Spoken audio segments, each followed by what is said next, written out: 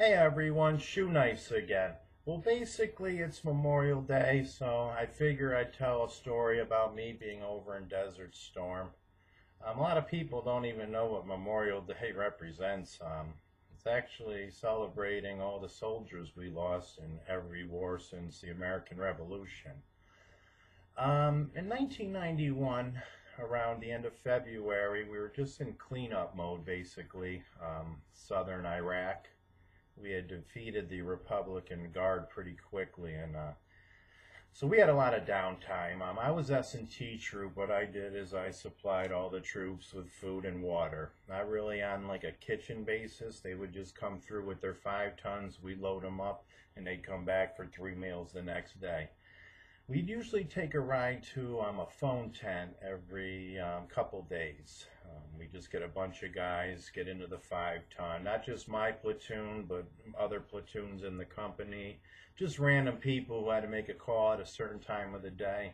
This was before cell phones and laptops.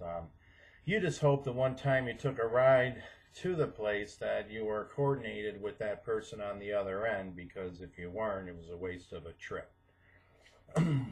We ended up going one day. The wind was terrible. Sand was picking up everywhere. Not really too much of a sandstorm yet. So we got to the phone tent. Everybody's waiting in line, talking like usual. It was about a 45-minute ride, waiting in line for, could be an hour to 2 hours. You had one call, and it was only for a certain amount of time. Or you can make as many calls as you want in a certain amount of time. I ended up trying to call my girlfriend at the time. She was in college and drunk as a skunk. Her friend said, "Oh my God, Chris is on the phone." And she gets on, she's like, "Don't ever fucking pretend you're my boyfriend from war again," and hung up. So my call was over with. I had really nobody else to call at that time. So I went back out to the truck, and I was just sitting there, and I said, I'll figure, I'll just, wait for everybody else to get back. And all of a sudden this sandstorm comes out of nowhere. I mean, I couldn't see 2 foot off of the front of the window. When a sandstorm hits us, everything gets filled up, from your ears, weapons. It's a nightmare. Nobody wants to be in one. So I said, all right, I'm going to move the 5-ton truck up to near the tent, because it was parked way back. You got to park so many vehicles in so many different areas in case a bomb comes. Everybody's got to be spread out in a line, so if a bomb comes, we don't lose that many casualties. Factoid.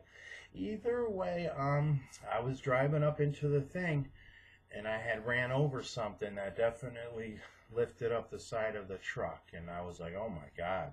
I jump out, and there's a soldier laying on the ground, and I'm like, oh my God, dude, I hit you, I can't believe it. And he just, the way his torso was turned, I knew it was just a matter of time. And he was just like, no, you weren't the one that hit me, you were the second one that hit me. And I'm like, oh my God, dude, I'm so sorry. So there's no like radio communication. I just started screaming help. We're in the middle of the sandstorm. I'm talking like right now, but he was screaming at me. I was screaming at him. Blood was coming out of the mouth. And the last thing he said was, "Can you just tell somebody in my platoon to tell my wife and kids that I love them?" And I said, no problem, bro, no problem. I got up and I just ran to the tent, got a MASH unit out there, threw him in the Humvee. They brought him. I didn't even find out for a couple days that he had died, but I had a mission to do, which I put in the back of my head and then forgot about it. I asked my sergeant, can you please, because he played cards with the captain, and I got that address through him asking the captain. The platoon gave me his address that he was writing home to. Stuck it in my duffel bag. About a few weeks later, everything was done, and I went home. And I got drunk, and I just banged chicks, and I was like, yeah, I survived the war. I just took all my money I made and blew it, traveling around to Florida and Vegas and acting like I was some kind of a kingpin.